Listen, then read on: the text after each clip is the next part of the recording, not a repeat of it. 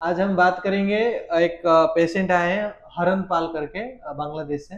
तो पिछले 15 दिन पहले उनको डॉक्टर के श्रीधर सर ने ऑपरेशन किए थे। आज जानते हैं उनका अभी तबीयत कैसा है, और जो इधर सर्जरी किए, सर्जरी के बाद उनको अभी कैसे फील हो रहा है, और पैसे के बारे में जानेंगे। तो नमस्ते हरपाल जी, नमस्ते। कैसे हैं? হ্যাঁ, ভালো।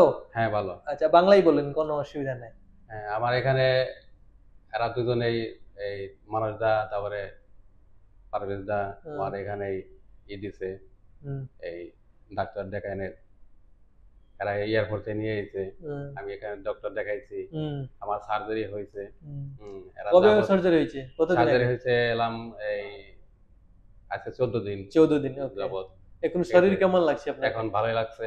আমার এখন যেখানে সার্জারি করছে ওখানে ব্যথা নেই, কিন্তু পায়ের এখানে ব্যথা আছে। কিন্তু স্যারে বলছে যে আস্তে আস্তে ঠিক হয়ে যাবে। হ্যাঁ, 14 দিন পরে আজকে আবার দেখাইলাম স্যারের।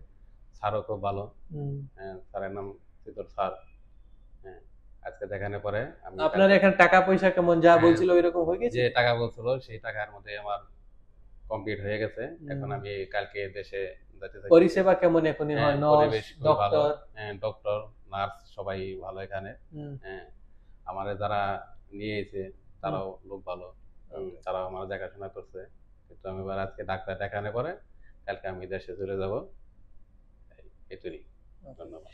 सो वो हरनपाल थे जो 15 दिन पहले, 14 दिन पहले ही सर्जरी हुआ है। अभी कम्प्लीटली ठीक हो गए हैं, और थोड़ा सा उनको जो पैर में तकलीफ है वो मतलब फिजियोथेरेपी में जाएंगे, वो बोल रहे हैं।